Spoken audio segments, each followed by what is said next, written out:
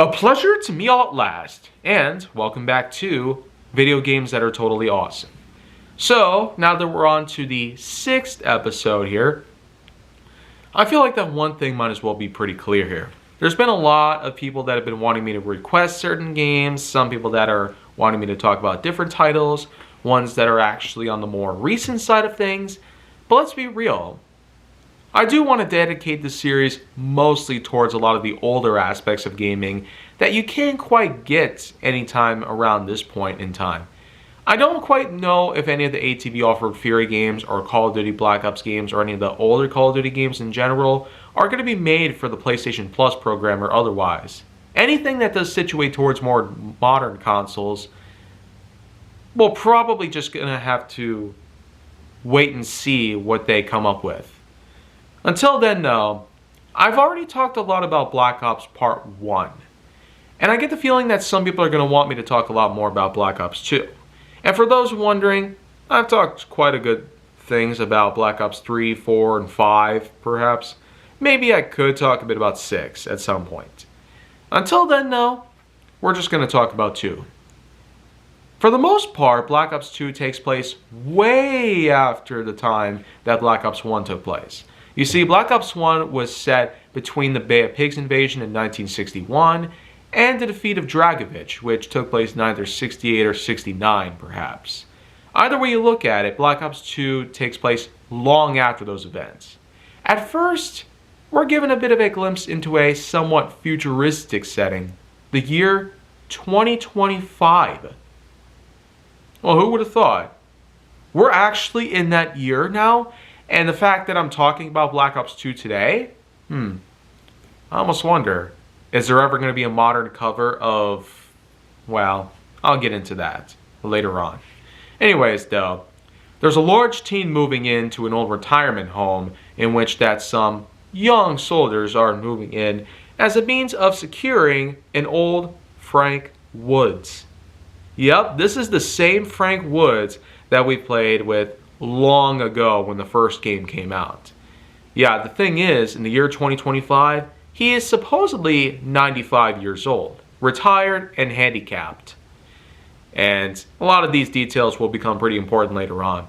The thing is that Woods reveals that he's okay and even makes a joke about a gun's safety being on. Yeah, he tends to be a bit more on the humorous side of things now, and also a bit angry. And he's also one of those guys that is now demanding a lot of smokes, if you will. So, you could say that he's definitely moved on from his time as a soldier and is now trying his best to get on with life as a civilian nowadays. Anyways, though, the others whom come inside, including 2 men, are basically people that he knows. You see, one of them is known by the name of David Mason. He is, without a doubt, the son of Alex Mason. The son of whom that he basically has had for a while now. The thing is, Alex Mason did try to get on with his life long after the days of Dragovich's death. The thing is, a lot has happened since that point. But within less than 20 years of time, from the time in which that he would end up getting married, have his son David, and unfortunately his mother would die at some point. But in the year 1986, this was basically the point when the so-called Contra stuff went down, and the old cartels of Central America were all forming together. The thing is, though, there was a man known by the name of Raul Menendez, the supposed worst terrorist since Osama bin Laden. And the thing is, that's quite a concept. Knowing this game came out a year after bin Laden's death, which was made possible from a special military operations by the Navy, man, talk about history being made on that part. But the thing is, only a year had passed until that very point in time where a game came out. And they talked about the next worst terrorist since Osama bin Laden himself. So, apart from that sort of bold claim, here's another one that I might as well mention. Because the first mission does in fact take us to, at the first, a couple of cutscenes where Mason and David are climbing up a tree. David falls and causes a little scar on his hand. The likes of Hudson shows up, believe it or not, the very same Jason Hudson we had from the first game as well. He shows up in helicopter and asks Mason to come along for some missions in particular. David, unfortunately, has to spend some time over with someone by the name Jenny. But at least Mason gets to step out of retirement for a while because this next threat was unlike anything he had ever faced. Probably even worse than Dragovich. Anyways, though, the first stop that we were made here, and the first mission that we get to play as good old Mason, is in fact Angola. The one and only Jonas Savimbi. Yup. You're probably familiar with him. Well, this game does whatever you might think is a bit on the barbaric side. Yeah, there actually was, believe it or not, a lawsuit about the depiction of Jonas Savimbi in Black Ops 2. No joke. I'll put a link down in the description below so you guys can find out about it. Anyways, though, Savimbi alongside Woods, Mason, and Hudson, they're basically on the road to find good old Raul Menendez and deal with the Russians at the same time. However, we don't exactly see Woods at first, and that's because what happened is that there was a bit of a problem that Woods got involved in. And he actually does explain a few things during the loading sequences in between missions. There's a lot of cutscenes in which that involve Woods basically talking to a camera that David Mason's friend slash assistant, known as Mike Harper, he had set up a camera in order to record conversations between the two and Woods.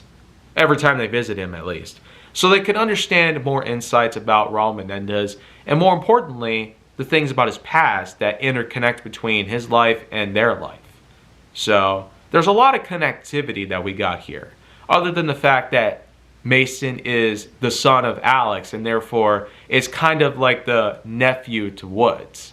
And so the kind of familial stuff that not many people have the chance to do. Otherwise, what we're dealing with here is not just any Black Ops sequel here. There's a sequel that seems to switch back from 1986 to 2025. A near 40-year difference between each other. Just think, what kind of events had happened in 86 that could possibly interconnect with real-life events that we have here in 2025? I don't even want to know. Because I would probably just consider the fact that Black Ops 2 practically had us in a tempted fate sort of scenario.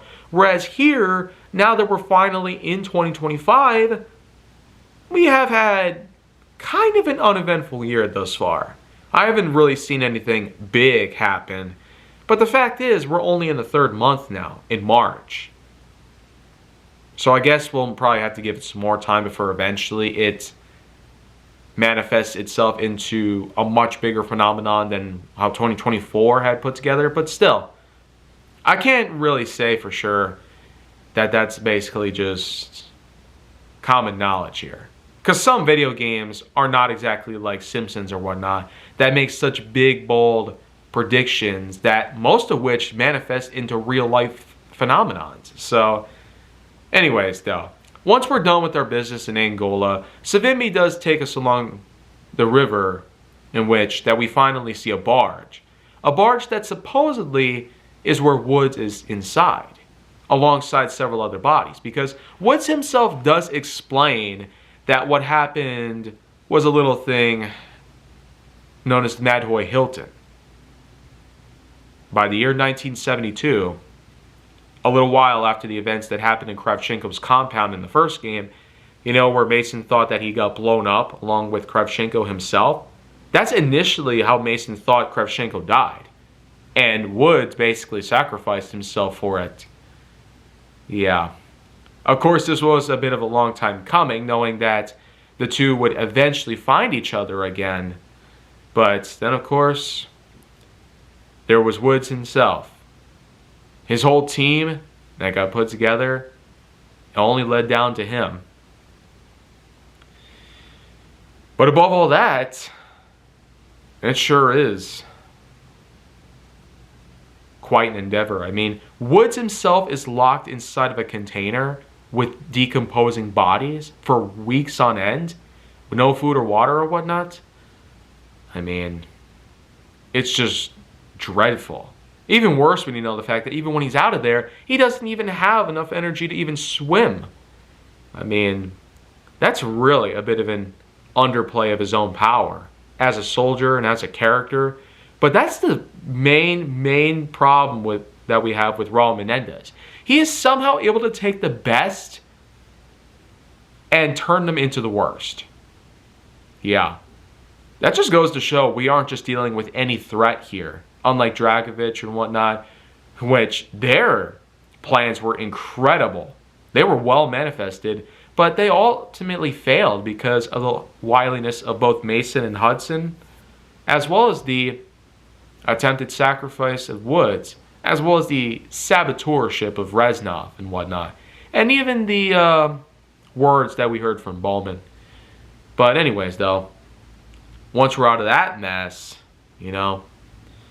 there was one thing where we got to meet Raul Menendez himself and even have a little duel with him, ending with a shot to the face.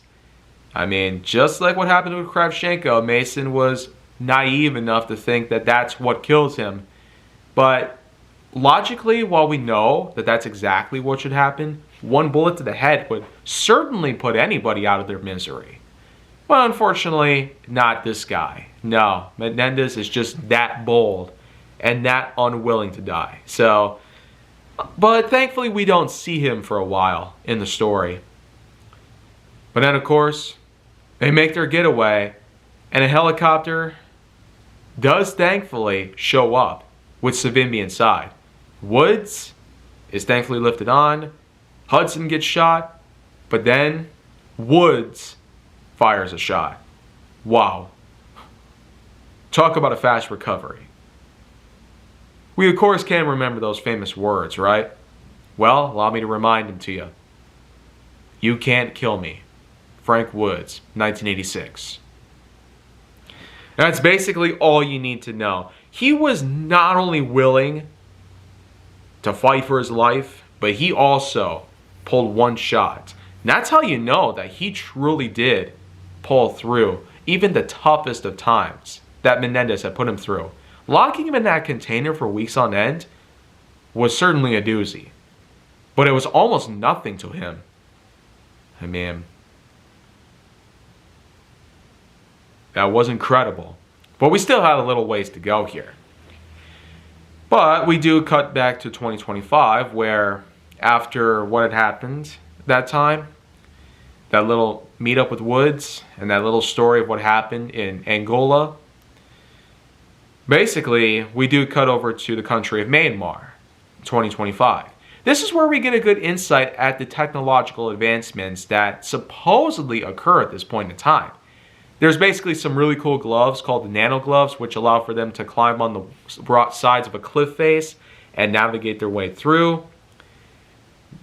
The likes of both Mason and Harper are able to be attached to each other by a long rope. They're able to fulcrum each other like swinging monkeys. But unfortunately, they end up getting caught in a tree that gets hit by a bolt of lightning and almost drags them off the side of a cliff before the likes of two other members of the team, known as Salazar and Crosby, they're able to hold the tree in place until Mason is able to cut them free with the rope. So, they're saved from what could have been a pretty deadly disaster. A tree would have dragged Mason and Harper to their deaths. But thankfully, all four of the members of the team were A-okay. And all they had to do was a couple of things. A minor thing that shows up at first is known as Cordis Dia, Latin for what Harper believes is Heart Day or something like that. But we know Cordis Dia doesn't ultimately mean that, right? Doesn't really matter though. Because what they do, they organize some wingsuits. Yeah, nano gloves and wingsuits. I almost wonder, are these things actually real? Maybe they are. We just don't know about them yet. Anyways, though, it's a unique flying stage in which that these wingsuits do allow them to glide through the air, through the woods and whatnot, until they're able to make their way over to a location. A supposed magnetometrist lab in which that they're able to find out about a thing called celerium. Yeah, it's another one of those fictional elements that happens to be a lot better than anything in real life. But the thing is, it's very similar in a way to cerium, which is an actual element, and Celerium is just a slightly different spelling to make it sound different. But anyways, though, they meet up with the lab technician known as Eric Briner, a magnetometrist expert, whom is in fact capable of granting them a large Celerium chip, which supposedly has more power than the entire military infrastructure of the United States. He's able to lend it to Mason and explain to them that there is something known as Karma, a cyber weapon that Menendez intends to use with the Celerium chip itself. Had he gotten his hands on it, as well as Karma, then it could mean nothing will stop him. Unfortunately, Briner does get shot in the throat.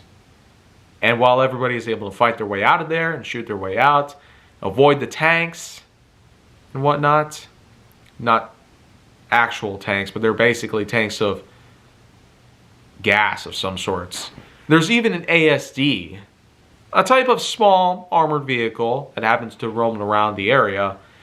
And while there's also a good variety of other different gadgets that we get to see around here, it is without knowing, and important to know, in fact, this Celerium chip is safely in good hands. And while the team is able to make their way over to their superiors, including Admiral Briggs, well, this Celerium chip is now in even safer hands.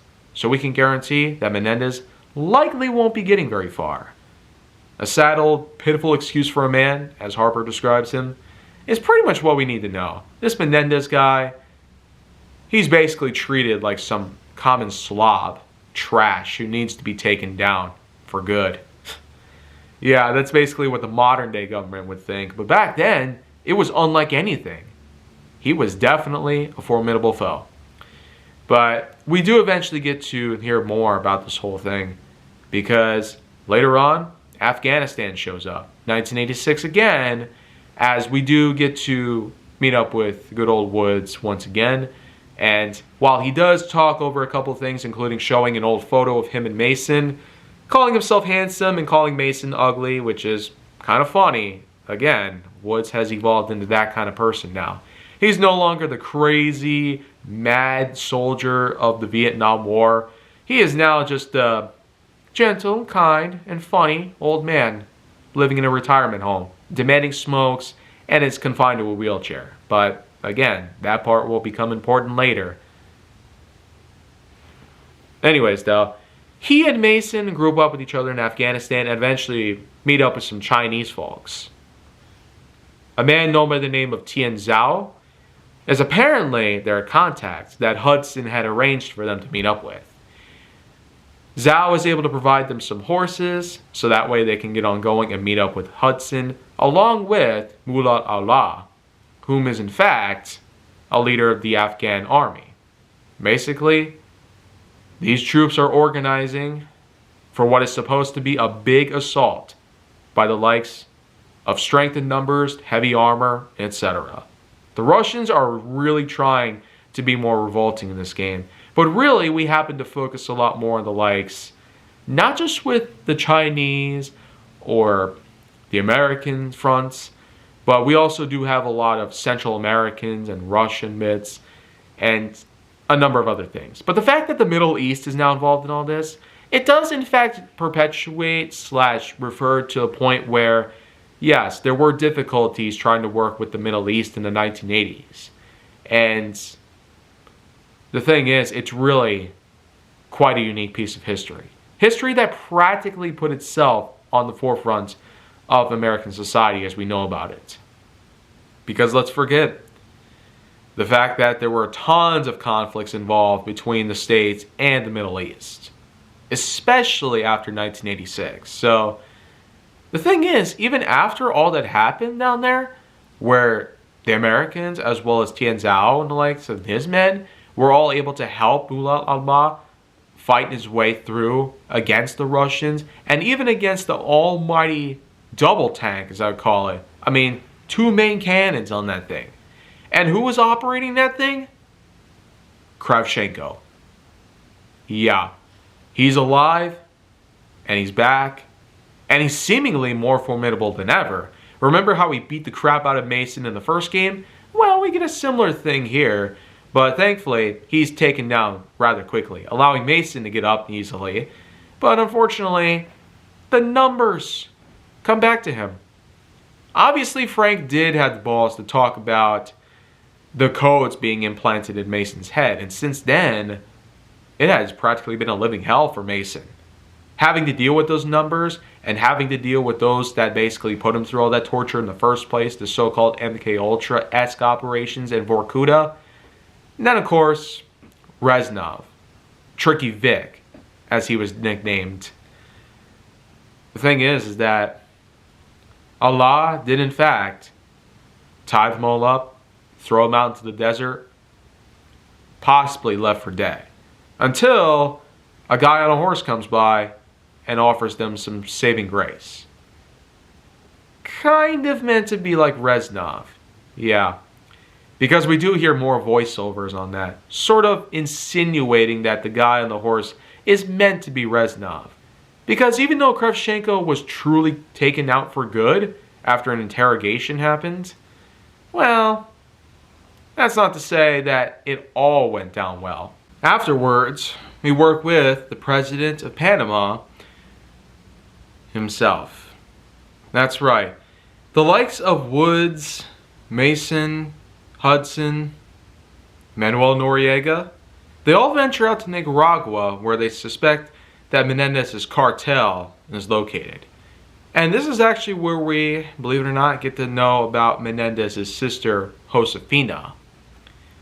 There was a story about Menendez that Salazar had explained to us that, of course, because he knew a lot about Menendez, as he actually did grow up in that area during those times.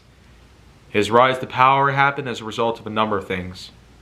A young boy, Menendez himself, had seen the Contras do a lot of pretty horrible stuff to his family and to the rest of his people. In 1972, a large earthquake occurred, and eventually a fire broke out, which ended up badly injuring his sister. So, he and his father would eventually make large profits selling drugs and becoming large, powerful kingpins of the Central American landscape. Yeah, just think, by the 1980s when Contras were in full swing, it was definitely a big point in history in which that a lot of stuff was going on throughout the initial points of the Cold War, but it was by this point in which that full manifestation of a number of things started to truly go down. In the end, though, a successful infiltration of the compound and an enraged Woods because of what had happened in Angola, well, it all led to a grenade being tossed, supposedly annihilating Josefina in one blast. Menendez didn't even get the chance to save anybody. Not even her. Supposedly, he was thought to have died in the blast as well. Hudson went so far to claim that that day has never happened. After all, it was technically against orders. And the mission, of course, was to bring Menendez alive and not to take him out as a means of vengeance. But we know Woods. He was practically out of control back in the day. But seeing how he eventually had aged, well, it's quite a big difference. All the mistakes he's made over the years truly did come back to not only haunt him, but even scar him permanently in a number of ways. Like I've said, there's a lot to be said about Woods and how he got to where he got to in 2025. But it doesn't really matter anyways, because we are left with more missions that take place in 2025 just as well. For instance, there is a floating city called Colossus in which that Mason's team go into. They basically invite themselves in along with a deep cover operative named Farid. They are able to successfully get inside Colossus through the metal detectors, and eventually they're able to spread out in an effort to find this Karma weapon that is supposedly located over there, especially having gone through Pakistan, in which that it almost ended with Harper, believe it or not, being exposed to open flames. Yeah, and that's also where they got to meet good old Tian Zhao after many years since Mason's own father had worked with him before. But now Zhao was pretty much known as the chairman of China's SDC, or Sentinel Defense Coalition. Yeah, it was a unique militia grouping that was basically China's main governmental work. In any case though, all of this had culminated into, believe it or not, Karma actually being Chloe Lynch. Yeah. It's not a weapon, it's actually a person whom used to work as a technician for Tacitus. And she not only specialized in incredible hacker skills, but she was also able to truly manifest in computer-related work beyond the normal person would do. She might as well just be the ultimate nerd at this point. But it doesn't really matter anyways, because she's being targeted by somebody known by the name of DeFalco. This DeFalco guy is technically like Menendez's second in command. So does anybody else see the connection between the first game and the second? Well, not only do we have a double down on Kravchenko, but we also have a double down based on the first and second in command stature that we have, like with the first game. You had Dragovich and Kravchenko in the first, and now you have Menendez and DeFalco in the second. So, talk about the game basically borrowing a lot of elements from the first. But hey, Treyarch can rip off their own property. It's theirs. It's totally fun, right? Anyways though, there actually are some points in the story, including this part here, where you can actually allow things to change. For instance, there's going to be the part where you allow DeFalco to either capture Chloe Lynch, or you could rescue Chloe Lynch before she's taken away by Menendez's forces. But, wouldn't you know, the previous stage in Pakistan, remember when I mentioned that Harper came into contact with an open flame? Well, you actually have a choice there. You could drive through the flame, or you can run around it. Yeah, if you avoid it, Harper will just utter out a line claiming that it's a nut hair away from burning his face, or you get the full-on flame blow to the face. And this does leave him badly scarred for the next stage. So the thing is, some time does pass where he recovers, but eventually they go through the briefing just the same, almost like nothing ever happened. But that actually does allow for Chloe Lynch to easily become captured. Whereas without the scars that Harper obtains in Pakistan from the flames, you do get the chance to, in fact, rescue Chloe Lynch. And when you do, she actually does become a pretty helpful character for the most part. That is until another point in the story happens in which things can either change or remain the same. Yeah, this is one of those games where you can change different elements and it'll allow for different results to happen, different endings to take place. So this was a unique experiment. And while this wasn't the first game to utilize this sort of multiple choice and branching paths sort of sections, remember when I talked about Heavy Rain? Yeah, that was a unique experience with that sort of thing in mind. All sorts of different choices and all sorts of different endings you can obtain. Whereas here in Black Ops 2, it's more or less the same sort of stuff. But hey, after we rescue Chloe Lynch, she becomes a helpful asset for these special forces. We do eventually get to cut back to yet another flashback scene that takes place in 1989, a full 3 years after the events of most of the other things that happened so far.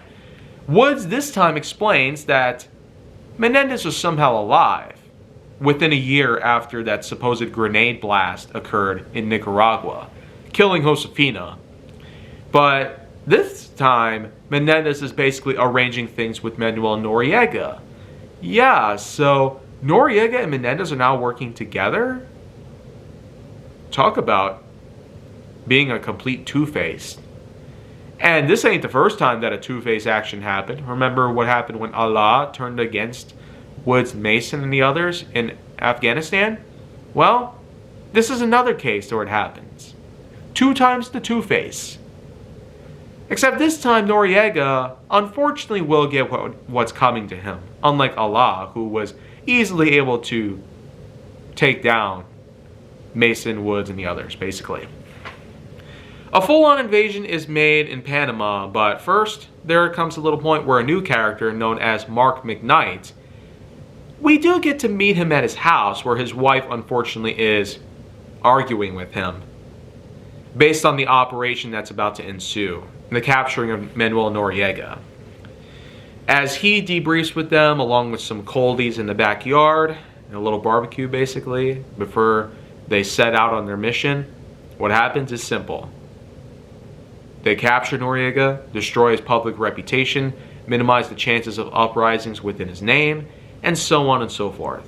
Basically, bring him into custody for his affiliations with Raul Menendez.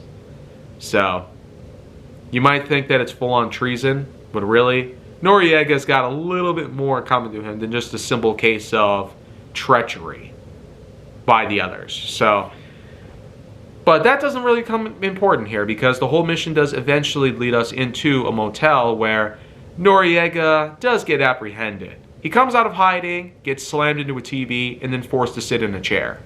While Woods and Mason do talk things over, Hudson starts to debrief him on a supposed Nexus target. Yeah, so kind of a bit of a twist we didn't see coming. Noriega is no longer the main fault here, and now there's a guy that's even more important to deal with? Well, anyways though, Noriega is escorted out, and it's a bit of a mission that we have to deal with. And while it's thankfully easy because there's not that many enemies around, they do make their way through some old ruined buildings. A big mess, as Woods would go so far to claim. And then of course, there comes some other people involved. Noriega does get himself in trouble a few times, and man, do the two just treat him like crap. I mean, Mason kicks him around, Woods slaps him in the face, a gunship strike comes over as a beacon is thrown into the same room that they're standing in. So talk about Noriega, Woods, and Mason truly getting themselves in the heat of gunfire. But this gunfire is basically second to none compared to a big jump that the three have to make to the other side of a gap. Once they're able to successfully get out of the whole heat though, they do make their exchange with Hudson as planned. But of course, Woods and Noriega go through an elevator with a sniper rifle in hand, as this supposed Nexus target is set to basically take place. Two of Noriega's forces are able to apprehend him and have a bag over his head. It's kind of weird. I mean, why would you ever want to conceal someone's identity? What if it was somebody you knew? Oh, but you know what? That ain't far off. Because what happens here is, get this.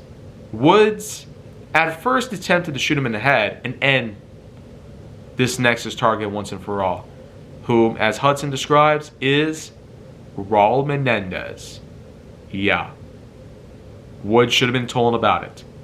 Doesn't matter anyways, because there comes the point where execution is inevitable and Woods has to pull that trigger.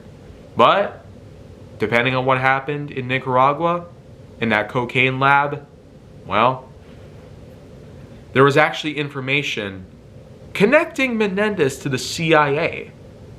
And well, what you can do here is simple. You can basically treat this as if that guy could actually be a CIA agent. Or maybe it could be Hudson. Or it could be anybody, really. It's just a unique twist on all these different storylines that have unfolded thus far. But you can shoot him in the leg, or you can shoot him in the head. Depending on what happens, Woods and Noriega go out there to find out who this guy is. Noriega presents a bit of a corrupted smile, leading Woods to believe that what has just happened in front of him could have very well been the biggest mistake of his life. Pulling the bag off of the guy's head reveals that it's actually Mason. Woods has shot his own friend. And whether it's the leg or the head doesn't really matter because Mason just falls unconscious or dead from the lack of blood. Man, Noriega really pulled one over on them. He not only undermined his power, but man, he tried to be even wilier than Mason himself. So, while Woods does try to take out Noriega, he unfortunately gets blasted in the leg. Menendez apparently knew about this whole thing. And supposedly all those communications that we got from Hudson was because he was captured. And we know about this because Woods' legs are shot off, and it's truly a means of torture. Hearing him make all these loud noises, the crying, screaming, and wretched sounds of pure injury, it's just too much. But thankfully, Menendez is able to put it all to an end by slamming into Woods' head with his own head, which I once heard is actually starting an assault. Yeah. These were the voices of someone else's words. The words taken from another person that I once knew years ago. Either way you look at it, though, that's actually how Woods got handicapped. Forced to confine into a wheelchair for more than 30 years because 2 gunshot blasts to the legs. He was unable to walk at that point, and all he could do was just crawl, at the time at least. Woods is eventually brought over to a room where he not only sees Hudson and Mason's body lying in front of him, but there's also David. Yeah, it's been a little while since we last saw David, haven't we? The guy is 10 years old now, 46 in 2025. But either way you look at it, David didn't really have much to say. And Menendez himself is bold on not only killing Mason, but also one other member. The thing is, he wants them to suffer, as he had suffered. That grenade blast at Josefina must have really enraged him, and truly manifested for some devious sets of vengeance and payback against the likes of Mason's team. And the fact that Woods is crippled is one thing, the fact that CIA agent Hudson is tied to a chair is another, and the fact that David Mason can't even do anything about it because he's just a 10-year-old boy is yet another thing. We're truly in quite the pickle here. What could we possibly do against Menendez, whom is armed with a shotgun? Well, apparently nothing. All we can do is just watch. He does set a lot of choice on whom else he should take out as well, because Mason was the first, and now he wants a second as well. Hudson is eventually forced to give in. He tells him that he should be the other one. So that's exactly what happens. Just like what happened with Woods, we see 2 blasts of that Spaz 12 to Hudson's legs. Just like with Woods, we hear Hudson now suffering. I mean, it's almost as bad as in like Day of the Dead, for instance, where all the torture and brutal violence just is too much for these characters to handle. But just like with Woods, Hudson's taken care of rather quickly to make all the suffering end for good. But unlike Woods, who was hit in the head to knock him out, Hudson gets his neck sliced. Oh man. That is definitely pure mutilation beyond belief. I mean, 2 blasts in the legs and his neck getting sliced, that fully does him in. It's kind of weird too that David doesn't even care about the whole thing. He's just sitting there and like expressionless almost the whole time until he sees his father right next to him. After all, Menendez did tell him that his father will die. And he goes back to Mason after killing Hudson and explaining to Woods that his life will be consumed. And in due time, he will understand what he's done to him. As Menendez goes over to David to tell him about everything that'll unfold from then on out, Woods does make his way over to Menendez. And seemingly, since David and Woods are now the only main characters alive here, and David now is noticing that his own father is lying next to him, unconscious or possibly even dead, it's basically what seems to be game over here for these people. Seemingly, this is the culmination of how David Mason sought to avenge his father in the first place. How he wanted to go after Menendez because of what happened to him. His family, Woods, Jason Hudson, everybody. Even Woods himself went so far to say that they were the best in the industry. And they still couldn't stop Menendez. So all this meant was that David Mason was the new line of hope, the new generation, and the biggest of the current American government as it stands today in 2025. So from then on out, this is basically the point where it's all about the year 2025. In fact, every other mission that we play from here on out takes place in the present day time. No more flashback scenes, no more stories with Woods or anything like that. That is until the very end of the game, depending on what ending we get. Anyways, though, until that happens, it's nothing but David Mason and all of his teammates. They're all fighting through. At first, we get a special thing going on with Fareed.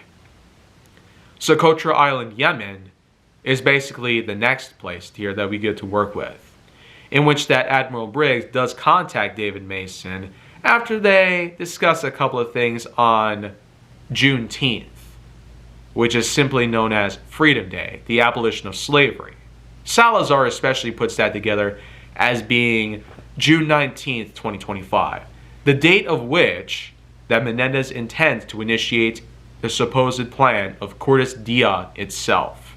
In Yemen, of course, we do get to play as deep cover operative Fareed, at least for a while in this game. But the thing is that he and Menendez do exchange a few words, and the two are meant to gather as a means of celebrating Cortes Dia itself. But unfortunately, Mason's forces do arrive on the scene, with Harper as well in tow. And why exactly does Harper have to be so important in here? Because eventually, after Fareed fights through his way with Menendez on the way to the Citadel, Menendez takes down an aircraft with one shot of the rocket launcher. Apparently Harper was inside that one. And what exactly did Harper have to do with any of this? Well, Menendez does reveal that he is in fact a traitor amongst his own ranks. And Harper, of course, is quite rebellious. He curses him out, claims that nothing's going to come out of him, and this is actually where another big choice comes in. Menendez gives you an executioner pistol, basically a super revolver. And he gives Fareed the opportunity to kill Harper. Well, what does that lead to? A choice where you can either kill Harper or Menendez.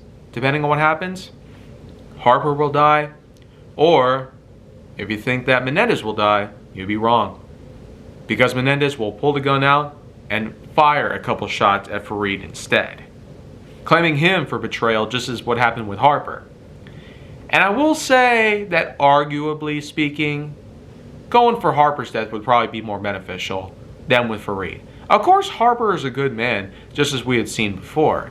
I mean, the fact that he was flirting with Chloe Lynch at first was a bit invigorating. And the fact is that highly acclaimed actor Michael Rooker, the very same Michael Rooker who would also become famous in such other franchises and movies and shows like Guardians of the Galaxy, Brightburn, and some others here and there.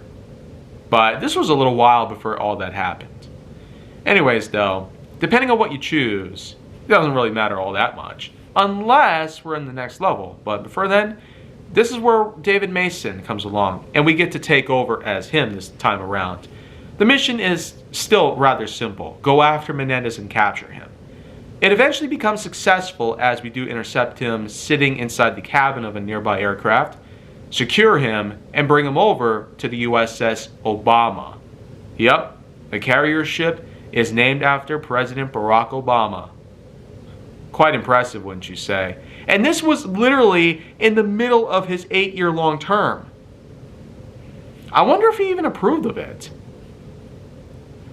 Anyways, though, The next mission does take place on the Obama itself. Menendez is brought into custody into the interrogation room alongside Mason and Salazar, and Menendez does request for Mason to come inside the interrogation room, and the two do have a bit of one-on-one time for a brief while, because Menendez eventually does reveal that he was indefinitely responsible for the death of his father, and his people were finished. A number of different words also come out of his mouth, which seem like unintelligible jargon that he talks, but really it's basically just the hints of what his ulterior motive is.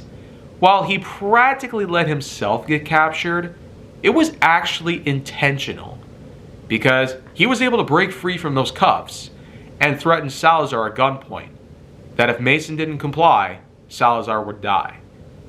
Of course, Mason had no choice but to put the gun down, put the cuffs on himself, and turn around to get knocked out in the back of the head by Menendez's fist. When he comes to, though, Mason realizes that Menendez got away, and that they have to go get him again. Salazar and Mason do make their run for it, and depending on whom was alive in the last one, whether it's Fareed or Harper, what happens is that eventually we do get to a point where we find a certain control room in which that there's cameras all over the Obama itself. And the thing is that a bit of a problem had occurred with the audio function that took place. The thing is, Admiral Briggs has set himself up over in the bridge.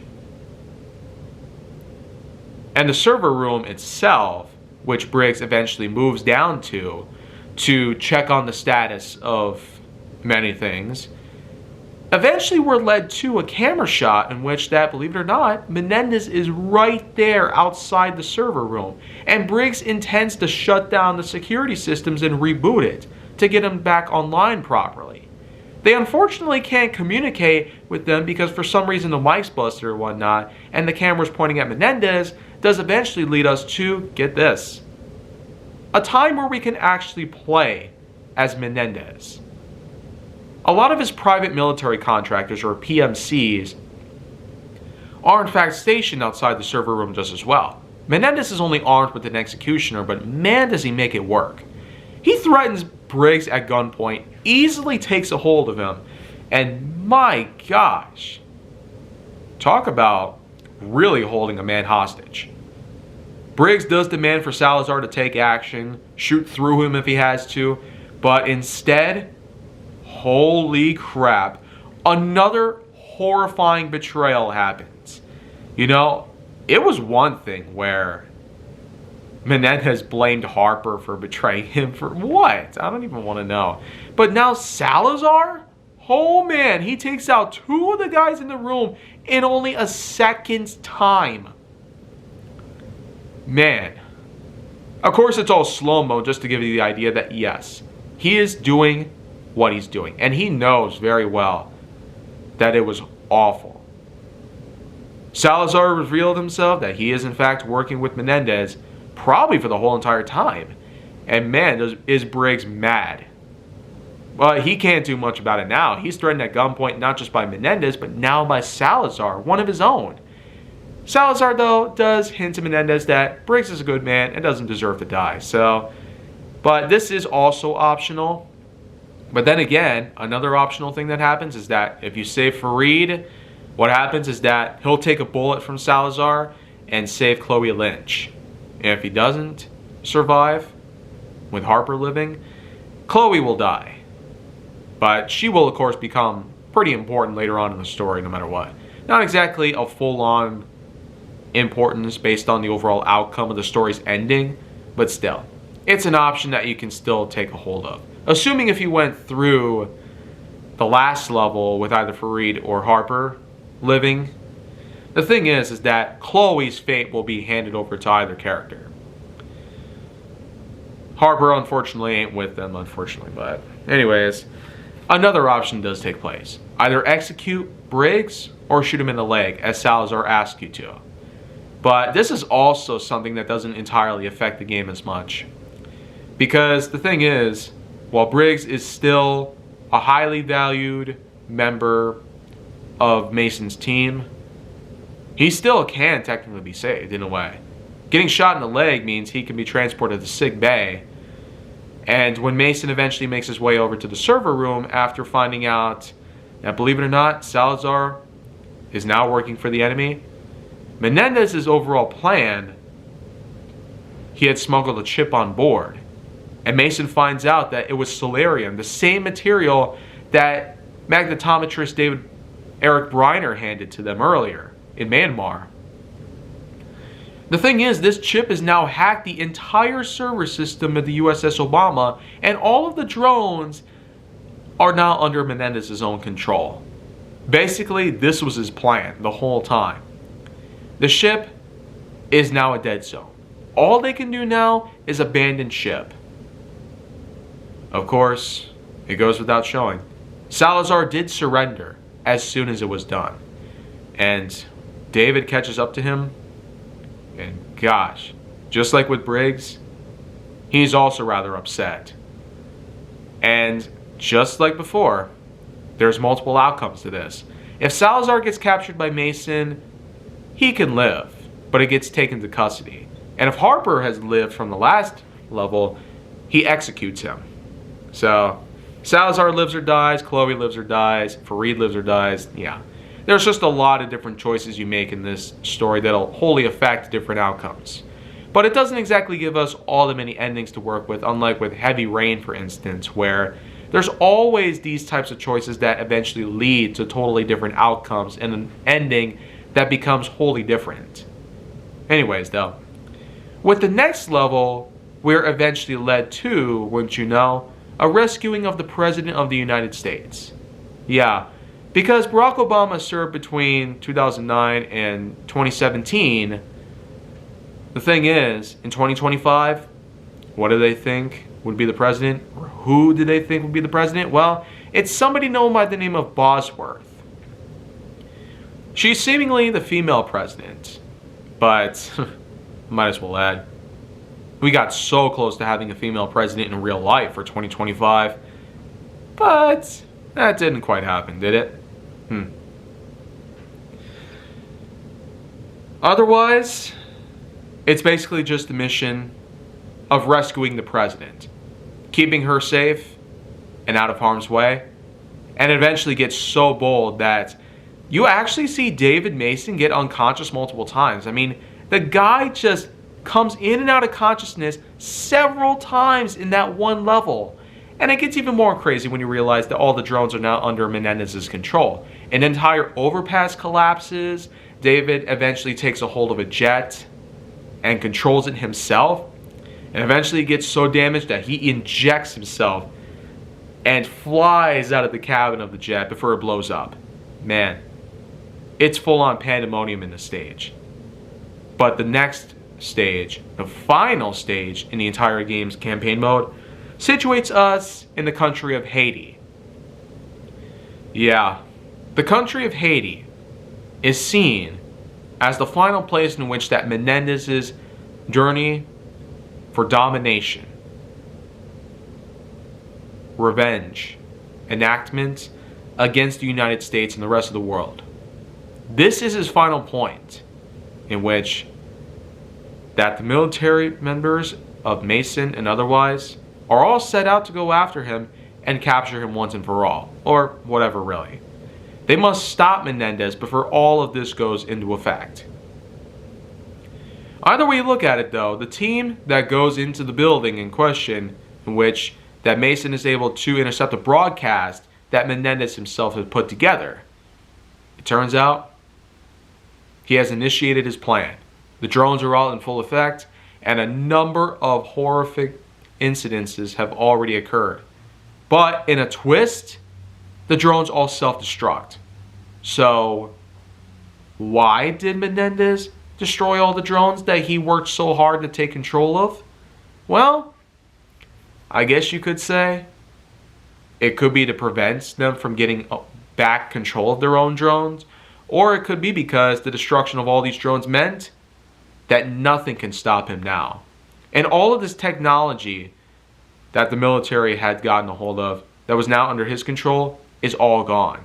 So it's like they've gone back to older times when such technology wasn't even around. But either way you look at it, it truly is an irregular scene that we never figured would show up. Unfortunately, though, some bodies are found nearby, and they explode, and Mason is, in fact, able to receive word that explosions are occurring in the facility. A supposed means for covering the escape of Menendez himself. That's basically what's going on. But we certainly can't forget to mention that, much like what happened earlier, we could actually get to see DeFalco.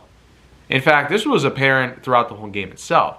If Chloe Lynch got captured, then basically DeFalco would stick around to the very end of the game.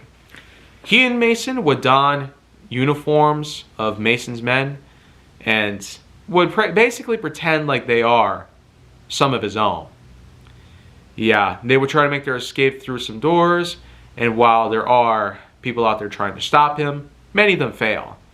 It's up to Mason now to stop Mason all by himself, to stop Menendez all by himself.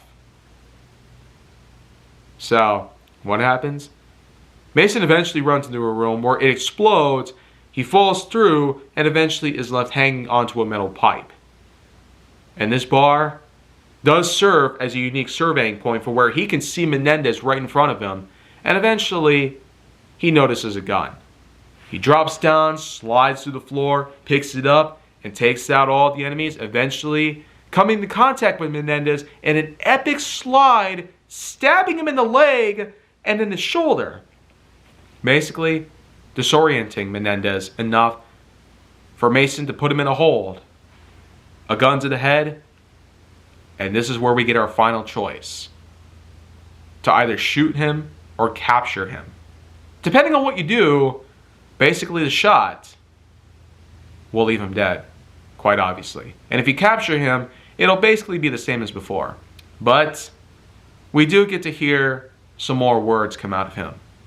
Words that supposedly expedite to what could be another encounter between him and Mason in the future.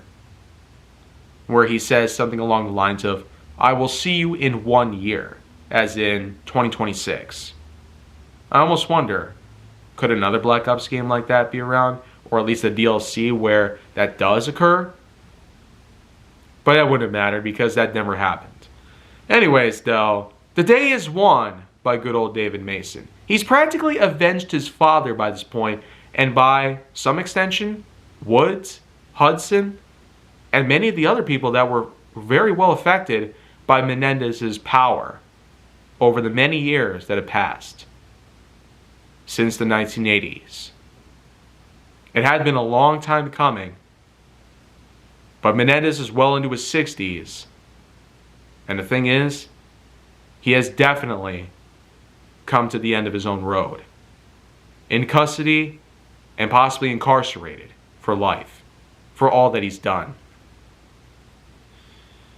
Anyways, though, depending on what ending we get, there's a variety of different things that happen. There's a point where if Mason dies, Alex that is, then there's a grave that we get to see where he lived from 1933 to 1989.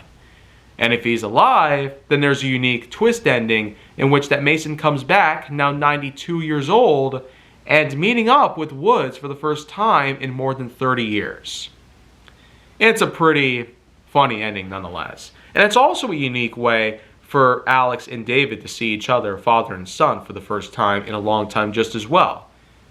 Alex goes so far to explain to David that when he fell from that tree in '86, scarring his hand, he tells him that it was a day that made him proud of his son. And the fact is that who really knows what happened in all those years between 1989 and 2025? We're never told about what had happened. And I really would have wished that some of the Black Ops sequels that we got actually did talk a bit more about Mason's life between all those years up until 2025.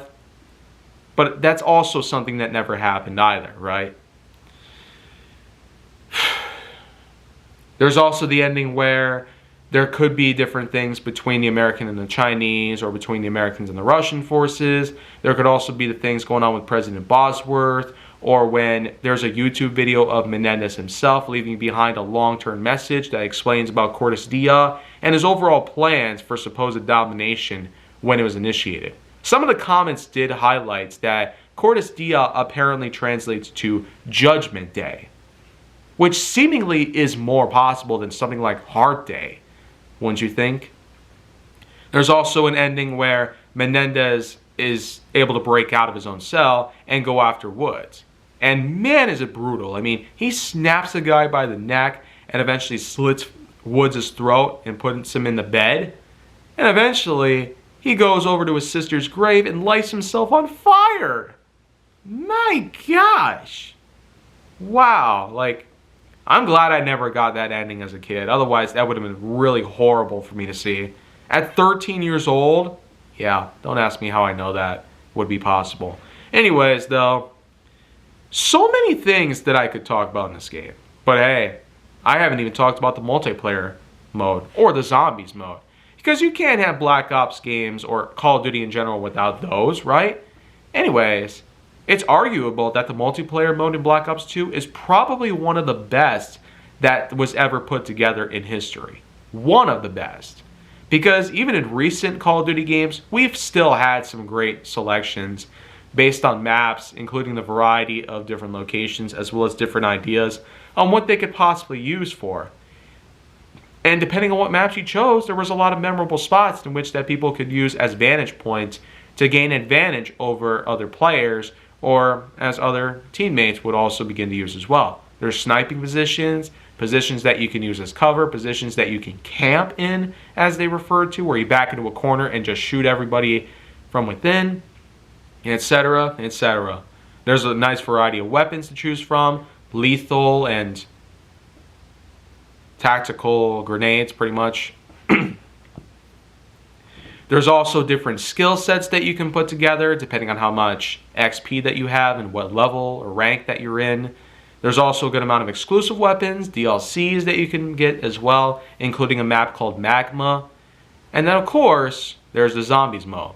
I would probably say that Zombies in Black Ops 2 was actually even better than Black Ops 1, because you actually had a pretty good set of nostalgia. Even the song Earth Angel, straight out of Back to the Future, would play in the background during the loading screens, as I remembered many times over. Just think, in 2012, 2013, 2014, and 2015, a lot of people had stuck with Black Ops 2 pretty much the most in terms of multiplayer stuff. And while there's still a good amount of people that might go after other Call of Duty games, I kid you not, I've revisited Advanced Warfare and Infinite Warfare, for instance, and there's still a lot of people that play those games. The multiplayer modes, regardless of what Call of Duty installment you have, hardly ever seems to get old. It's the kind of addicting nature of FPS action that many of us are just well captivated towards. As for Zombies, though, it's more or less the same old stuff, but a lot better in many different ways. The usage of the mystery box, the usage of the voices for the power-up systems, including the insta-kill, double points, and whatnot, the kaboom. You know, I'm more than willing to clarify Black Ops 2 was literally one of the greatest games ever made for the PS3, Xbox 360, or etc. It's considered to be probably one of the main big things about 2012.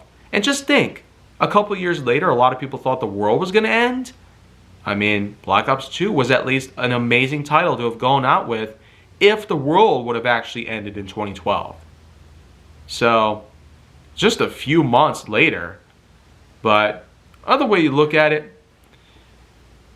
probably one of the biggest, most amazing things about Black Ops 2 was the non-canonical epilogue ending that takes place after the credits.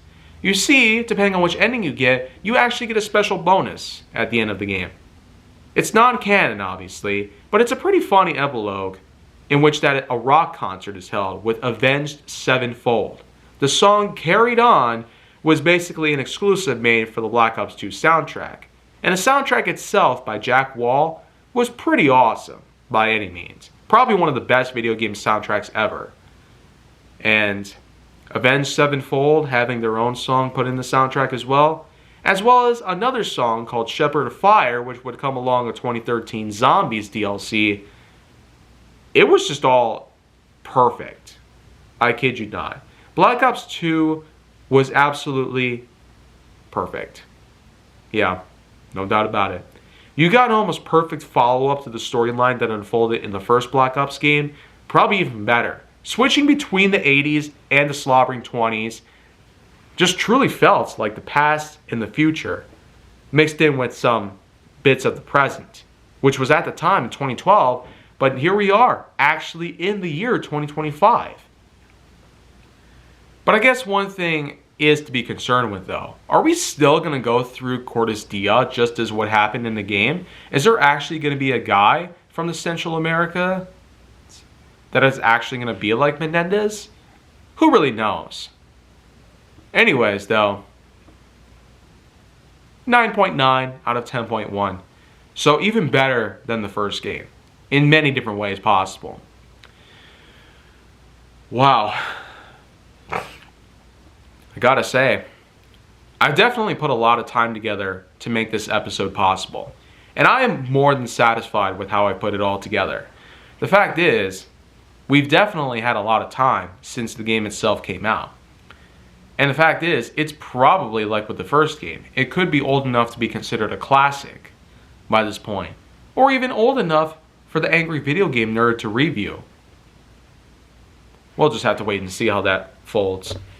But hey, a good 9.9 out of 10.1 does mean that while it might not necessarily be as perfect as it probably ought to be, it certainly is top 5 best FPS games I've ever played. No doubt about it. And a lot of people out there will certainly agree that Black Ops 2 could very well be the very best that they put together for Call of Duty as a whole. And with that in mind, thank you for watching this piece. I'll see you guys tomorrow with another segment of video games that are totally awesome.